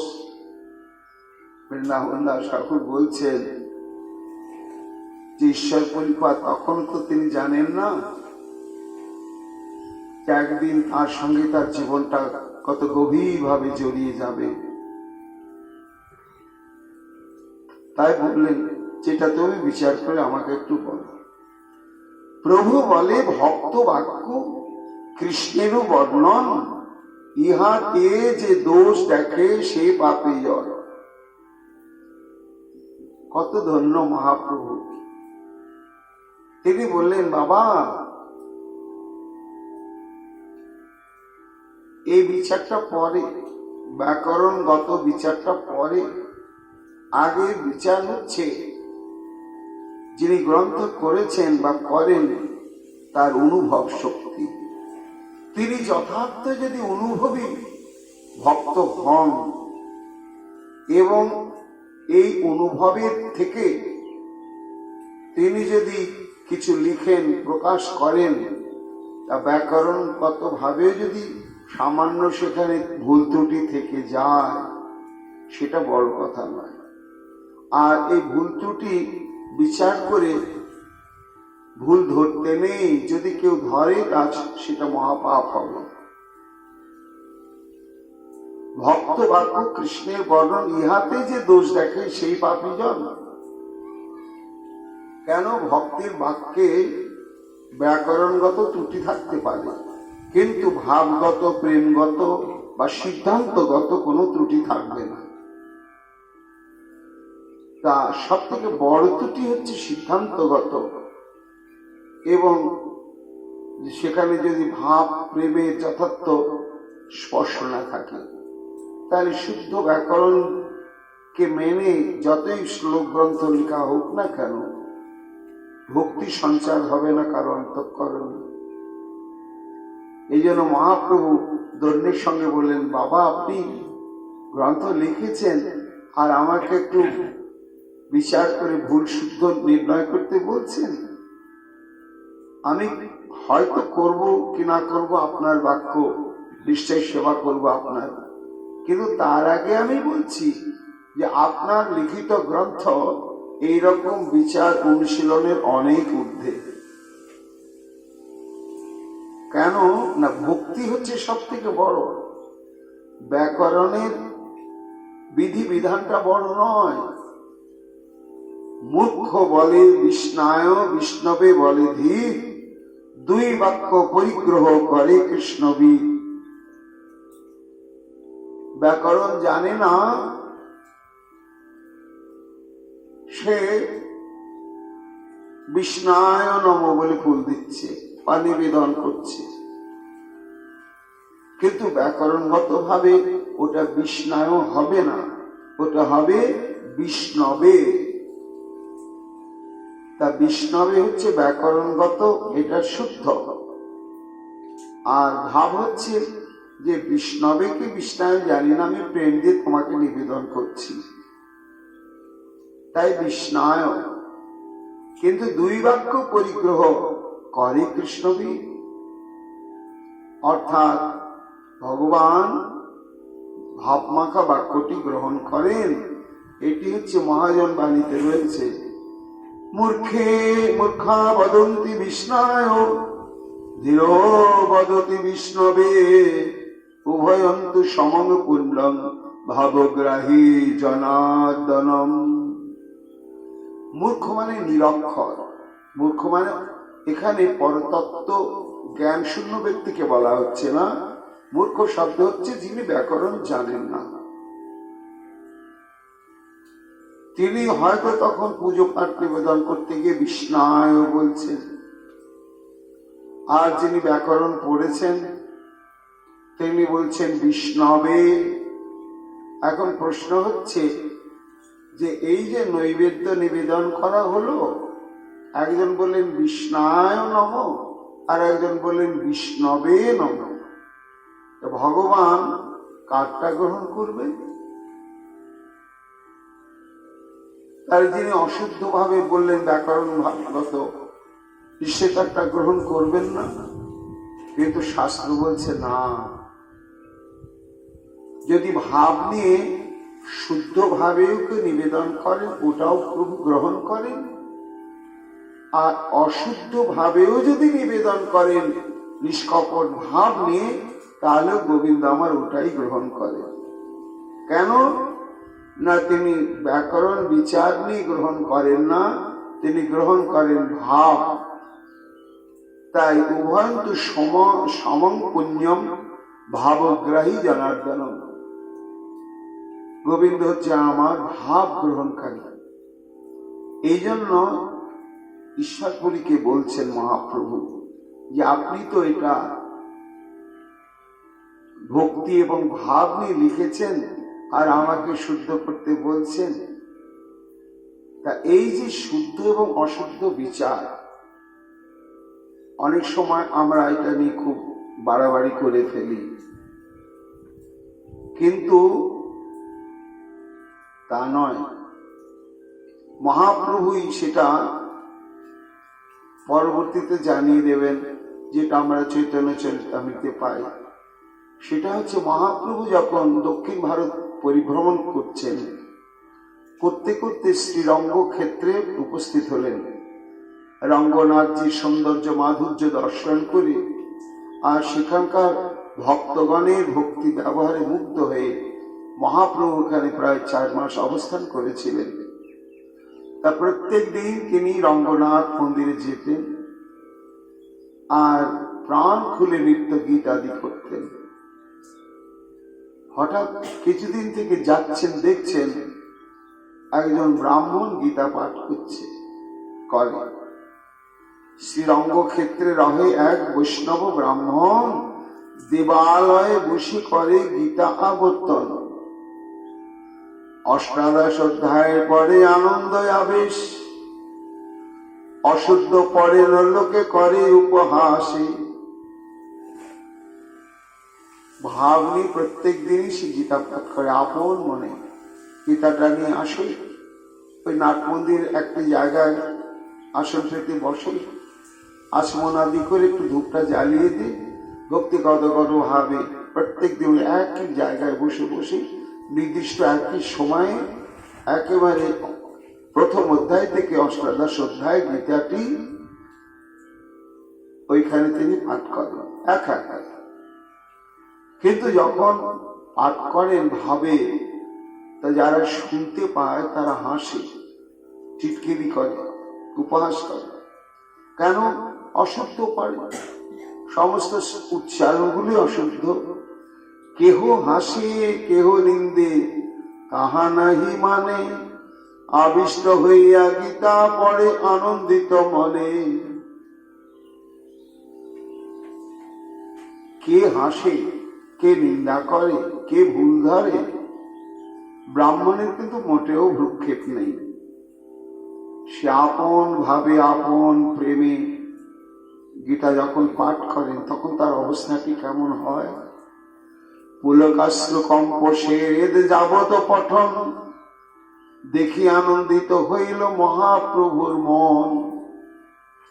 সে যখন গীতা পাঠ করছে তখন প্রেমের যে লক্ষণগুলো, প্রেমের যে বিকার, সমস্ত বিকারগুলোই তার ভেতরে। কণ্ঠ গত শরীর বারবার শিহরিত হচ্ছে, কখনো প্রকম্পিত হচ্ছে, আর অজস্র নয়ন অশ্রু বিসর্জিত হচ্ছে। দেখে মনে হচ্ছে অপ্রাকৃত কোনো অনুভূতির রসের মধ্যে ডুবে আনন্দে তার এই বিকারগুলো প্রকাশ পাচ্ছে। মহাপ্রভু দাঁড়িয়ে দাঁড়িয়ে দর্শন করছেন। একদিন কৌতূহল হয়ে জিজ্ঞাসা করলেন, মহাপ্রভু পুছিলা, তারে শোনো মহাশয়, কোন অর্থ জানি তোমার এত সুখ হয়?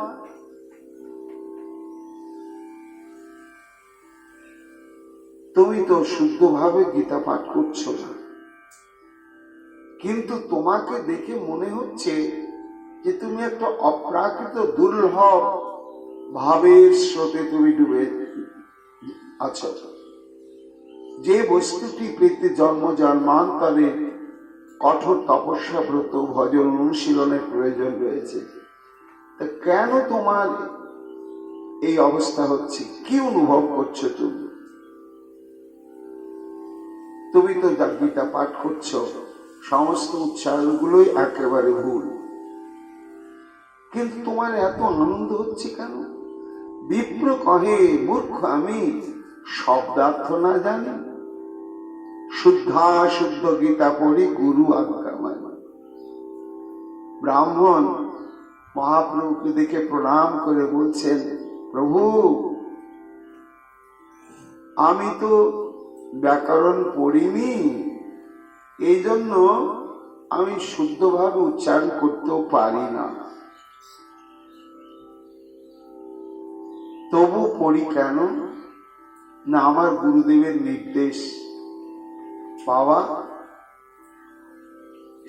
গীতা হচ্ছে সাক্ষাৎ ভগবান, তুমি নিত্য গীতা পাঠ করবে, তাহলে শ্রী ভগবানকে তুমি অনুভব করবে। কেন না, ভগবান নিজের মুখেই বলেছেন যে যেখানে নিত্য গীতা পাঠ হয় সেখানে আমি স্বয়ং উপস্থিত থাকি। এই যে ভগবানের প্রতিজ্ঞা, এই যে তার বাণী, এটি তো অভ্রান্ত সত্য। আর গুরুদেব সেটি নির্দেশ করেছেন যে তুমি বাবা গীতা পাঠ করবে প্রত্যেক দিন। তাই রঙ্গনাথজির অঙ্গনে এসে আমি প্রত্যেক দিন পাঠ করি। কিন্তু হে প্রভু, গুরুদেবের এমন কৃপা, আমি যখন পাঠ শুরু করে দিই তখনই আমি প্রত্যক্ষ দর্শন করি। অর্জুনের রথে কৃষ্ণ হইয়া রজ্জুধর, বসিয়াছে হাতে তত্র শ্যামল সুন্দর। আমি দেখতে পাই সেই রথ, যে রথের উপরে অর্জুন বসে রয়েছেন, আর অশ্ব বলগা ধারণ করে সেই শ্রীকৃষ্ণ গীতার ভগবান হাতে সে চাবুকটা নিয়ে অর্জুনের দিকে মুখ ফিরিয়ে তিনি এই গীতার বাণীগুলো বলছেন। অর্জুনের কহিতেছেন হিত উপদেশ, তাহা দেখি হয় মোর আনন্দ আবেশ। যাবৎ পড়ো তাবৎ পাও তার দর্শন, এই লাগে গীতা পাঠে না ছাড়ে মোর মন। ব্রাহ্মণ বলছেন মহাপ্রভুকে যে প্রভু, আমি যতক্ষণ গীতা পাঠ করি ততক্ষণই আমি প্রত্যক্ষ ভাবে অর্জুন এবং শ্রীকৃষ্ণকে দর্শন পাই, আর সেই গীতার বাণী যেন তাদের কণ্ঠ থেকে নিঃসৃত হচ্ছে আমি অনুভব করি। আর কেন আমার এরকম হচ্ছে জানি না, ওই দর্শন করার সঙ্গে সঙ্গে আমার চোখে জল, কি অদ্ভুত আনন্দ শিহরণ এরকম হয়। যতক্ষণ আমি গীতা পাঠ করি ততক্ষণই দেখি, গীতা পাঠ সমাপ্ত হয়ে গেলে আর আমি দর্শন পাই না। প্রভু কহে গীতা পাঠে তোমার অধিকার, তুমি সে জানো এই গীতার অর্থসার। তাহলে এইখানে ভাবগ্রাহী জনার্দন মহাপ্রভু যে ঈশ্বর প্রতিপাদকে বলছেন যে আপনি তো ভক্তিরস সিদ্ধান্তময় অনুভবের দ্বারা এই গ্রন্থ রচনা করেছেন, সেখানে ব্যাকরণগত ত্রুটি বিচ্যুতি যদি থাকতেও পারে থাকুক, সেটা আমার কাছে বড় কথা নয়। আপনার মতো পরম ভাগবত আপনার অনুভূতির থেকে গ্রন্থ রচনা করেছেন, এইটাই তো বড় কথা। কেন না ভগবান ভাবটাই গ্রহণ করেন, প্রেমটাই গ্রহণ করেন, ব্যাকরণগত তো শুদ্ধ অশুদ্ধ কিছু তিনি নেন না। ইহাতে যে দোষ দেখে তাহার সে দোষ, ভক্তের বর্ণন মাত্র কৃষ্ণেরও সন্তোষ। মহাপ্রভু জানালেন, কি জানালেন, যে কেউ যদি শুদ্ধ প্রেম ভক্তি নিয়ে কোন গ্রন্থ পাঠ করছেন, করতে গিয়ে যদি ভুল উচ্চারণ করেন, তাহলে আমরা অনেকেই মনে করি কিচ্ছুই জানে না, বা প্রয়োজন হলে তাকে ডাকা বলে কি উচ্চারণ করছেন, একটা শ্লোক শুদ্ধ হচ্ছে না। কিন্তু এটা করতে নেই, দেখতে হবে তার ভাব, তার ভক্তি এবং অন্তরে যা বলছেন সেটা তিনি অনুভব করছেন কিনা। এটি যদি যথার্থ থাকে তাহলে তিনিই যথার্থ ভাগবত বক্তা। এইভাবে যারা দোষ দর্শন করবেন, মহাপ্রভু বলছেন সেটা ভয়ঙ্কর দোষ, তাতে তার ভজন সাধনের ক্ষতি হবে, দোষ ধরতে নেই। অতএব তোমার সে প্রেমের বর্ণন, ইহাতে দোষিবে কে কোন সাহসিক জন। মহাপ্রভু বলছেন ঈশ্বর পরিপাতকে যে বাবা, আপনি গ্রন্থ লিখেছেন, আর এটা যদি কেউ দোষ করতে যায় এত বড় শ্রদ্ধা বা সাহস কার আছে জগতে? শুনিয়া ঈশ্বর পুরী প্রভুর উত্তর, অমৃত সিঞ্চিত হইল সর্বকলেবর। পুনঃ হাসি বলেন, তোমার দোষ নাই, অবশ্য বলিবা দোষ থাকে যেই ঠাঁই। মহাপ্রভু তো রাজি হলেন না, কিন্তু ঈশ্বর পরিপাদ বললেন, বাবা এটা আমার একটু সুখ হয়, আমি তো ভাবে লিখেছি, কোথাও যদি ভুল থেকে থাকে আমি সেটা নিজে নিজে ধরতে পারছি না। আর জগতেটা নিয়মও রয়েছে যে গ্রন্থ লেখার পরেই 2-10 জনকে পড়াতে হয়। তাহলে অজ্ঞাত সারে বা জ্ঞাত সারে যে গ্রন্থের মধ্যে কিছু ভুল ত্রুটি থাকে সেটা নিজের চোখে ধরা পড়ে না, অন্যে যখন সেটি আস্বাদন করেন তখন সেটি ধরা পড়ে। এই জন্য বাবা নিমাই, তুমি মনে কিছু করো না, আমি তোমাকে পরীক্ষা নিচ্ছি না যে তুমি কত ব্যাকরণের জ্ঞান অর্জন করেছ, এটা আমার নিরপেক্ষ ভাবে আমি বলছি যে তুমি যদি একটুখানি দেখে দিতে যে কোথাও কোনো ব্যাকরণগত ভাবে ভুল আছে কি নেই, তাহলে আমি একটু সন্তুষ্ট হতাম। এই মতো প্রতিদিন প্রভু তার সঙ্গে বিচার করেন 2-4 দণ্ড রঙ্গে।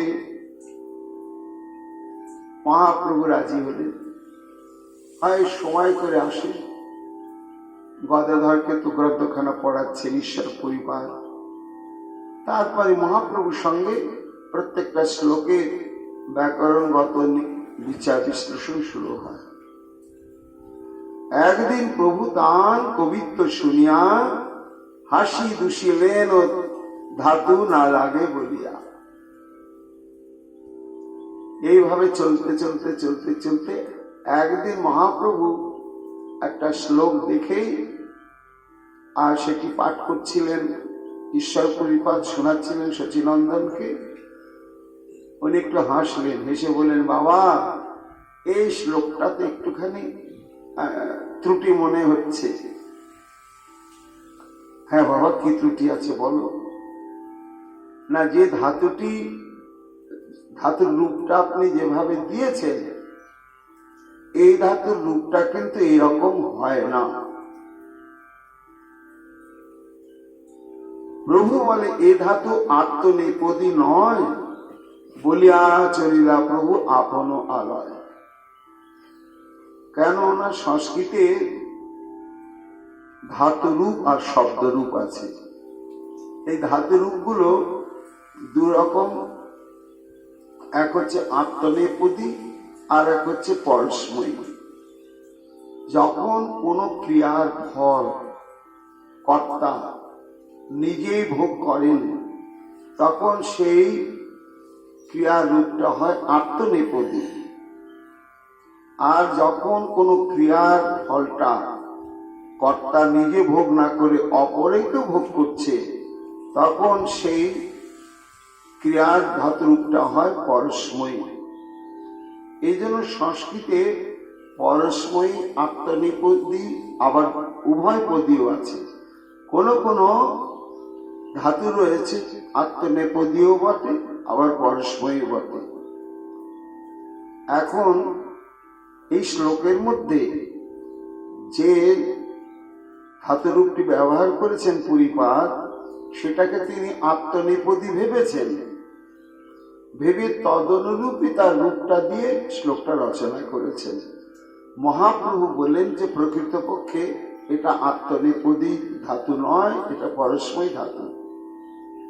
বলে হাসলেন, বাবা এটা তো আমার মনে হলো, আমার মনে হওয়াটা ভুল হতে পারে, আপনি একটু ভাবুন, চিন্তা করুন, দেখুন, তারপর আবার আগামীকাল আমাদের আলোচনা হবে। হ্যাঁ বাবা, ঠিক ঠিক। ঈশ্বর প্রিয় সর্বশাস্ত্রীতে পণ্ডিত, বিদ্যারস বিচারেও বড় হরষিত।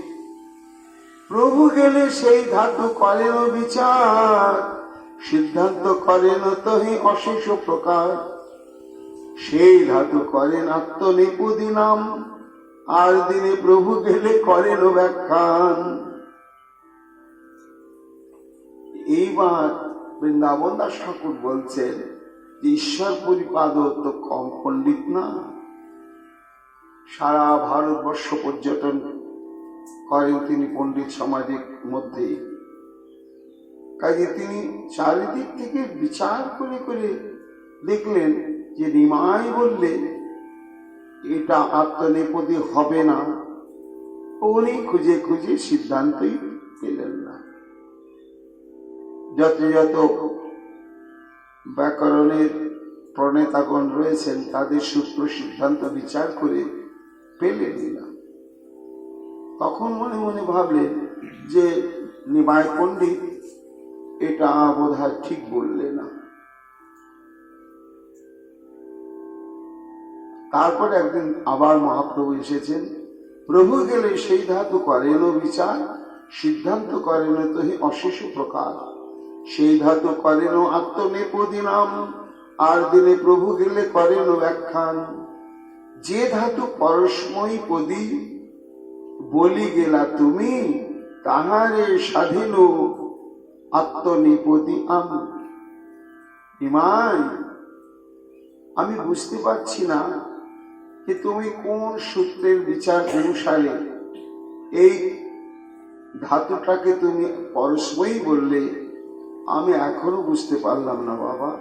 আমি চারদিক থেকে বিচার করে দেখলাম এটা আত্মনেপদী বটে।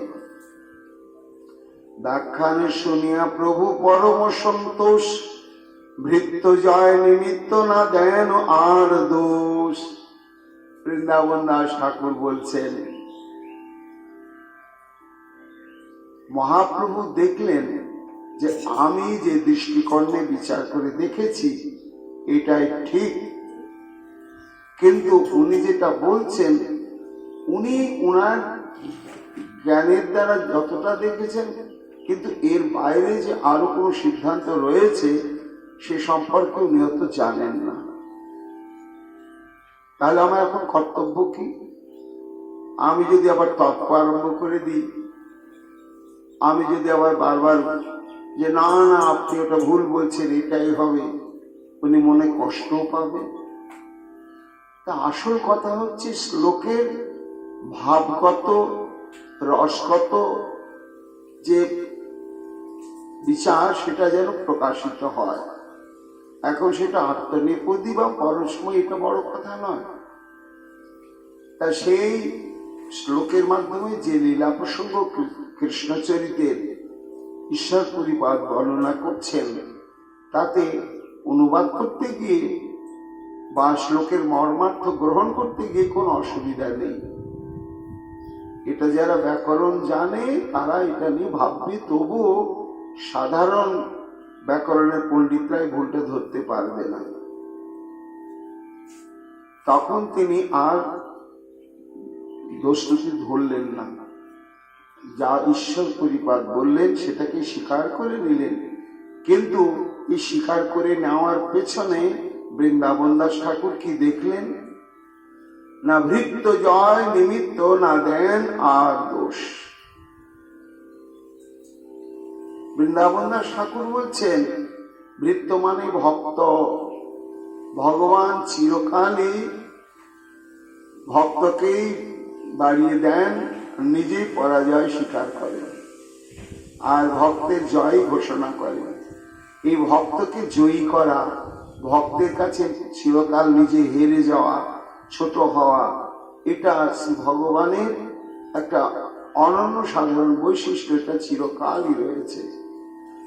আজকে ভক্তরূপে গুরুস্থানে ঈশ্বর পরিপাদ নবদ্বীপে এসেছেন।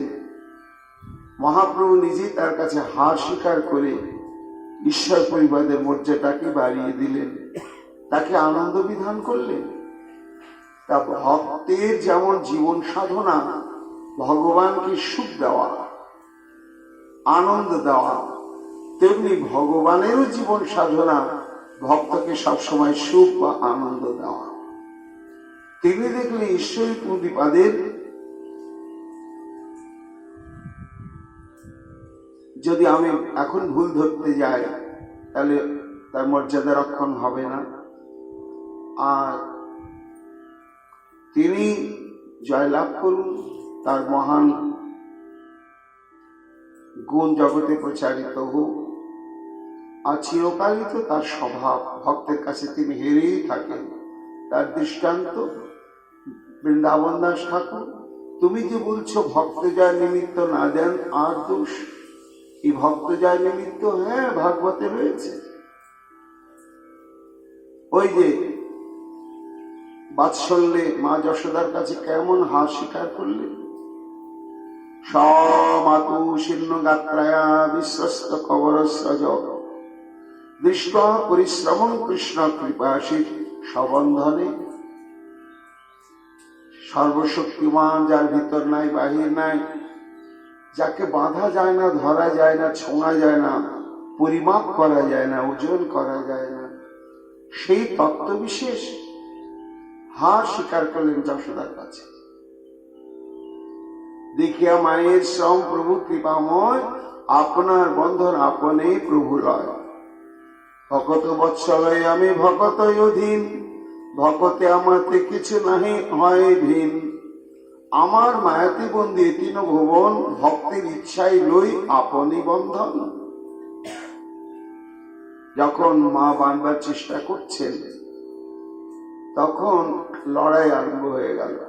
কি না, ভগবত্তা শক্তি বলছে যে মা তোমার এত বড় স্পর্ধা, যার সমান বা যার চাইতে বড় ব্রহ্মাণ্ডে কেউ নেই, আর তাকে তুমি বাঁধতে চেষ্টা করছ, কখনোই বাঁধতে পারবে না, আমি বাঁধতে দেব না। আর বাৎসল্য প্রেম বলছে সর্বভগবত্তা শক্তি, তুমি যতই চেষ্টা করো তোমাকে হারাবোই হারাবো।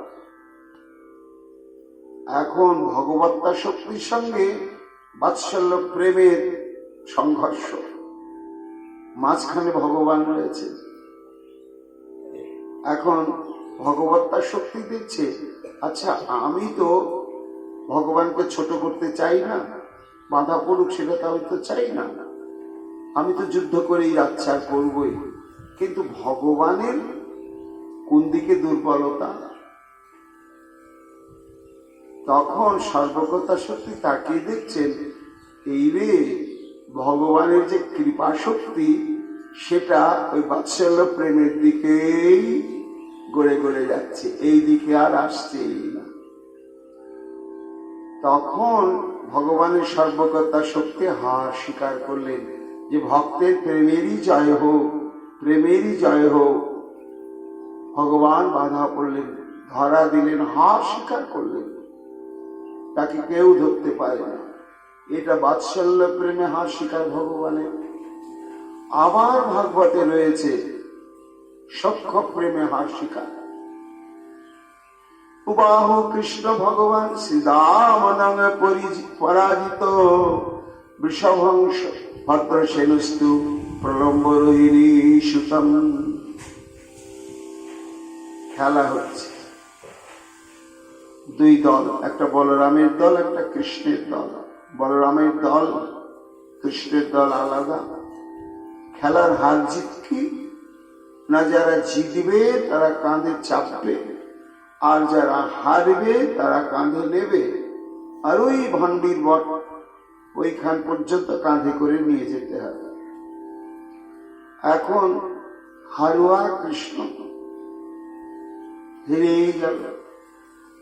এখন হেরে গিয়েছে যখন, তো কার সঙ্গে লড়াইটা হচ্ছিল না, শ্রীরাম বলরামের দলে যোগ দিয়েছে, দিয়ে এখন শ্রীরামের সঙ্গে লড়ালড়ি হচ্ছে কৃষ্ণের।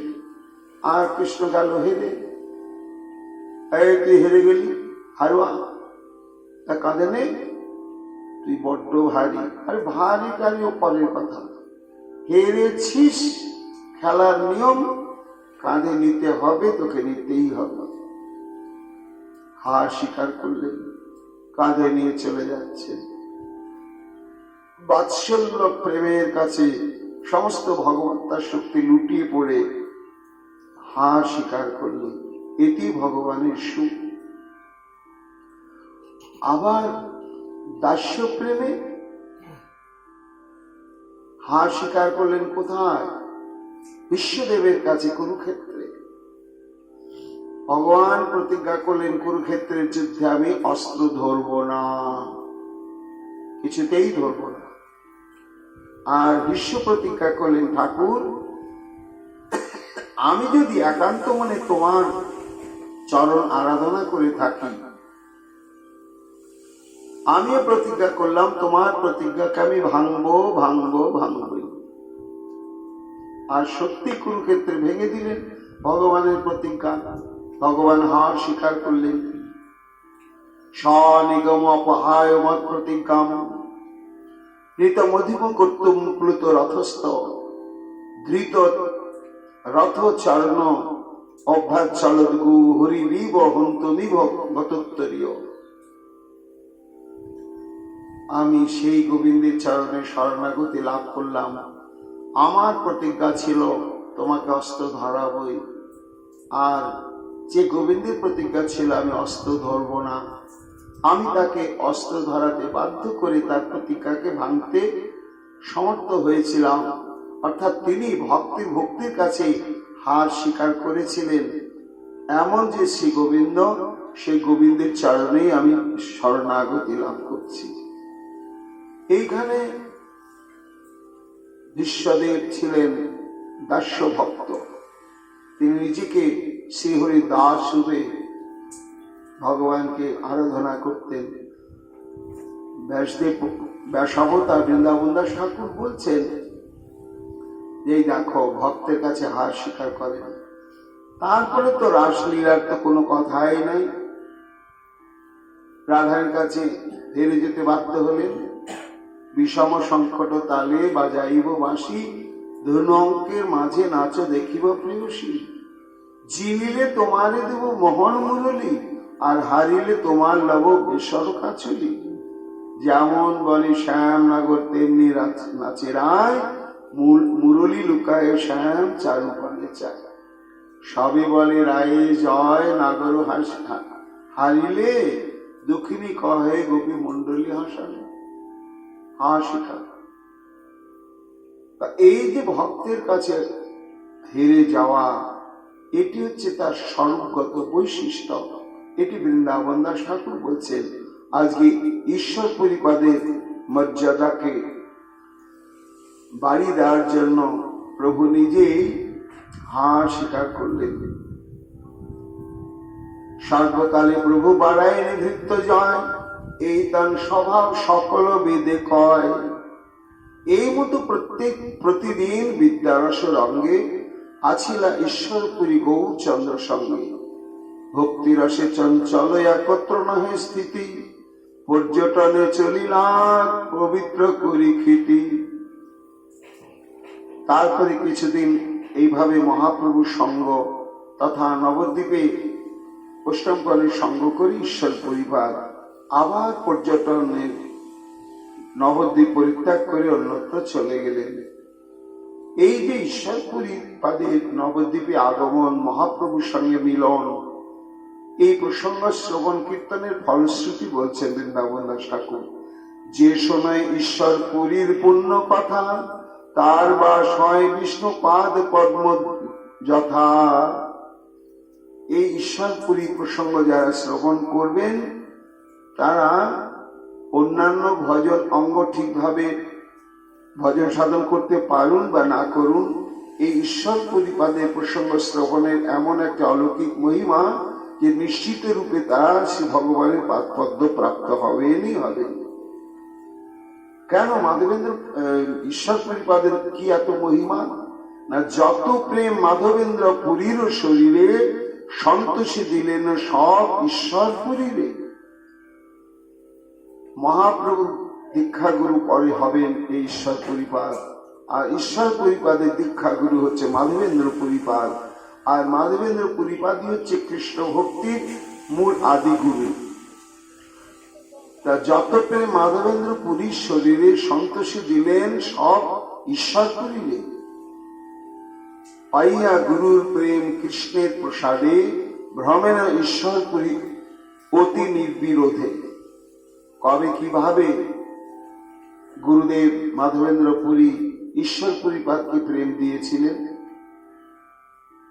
না, ঈশ্বর পুরী গোসাই করে শ্রীপাদ সেবন, সহস্তে করেন মলমূত্রাদি মার্জন। কেমন অন্তরঙ্গ ভাবে সেবা করতেন।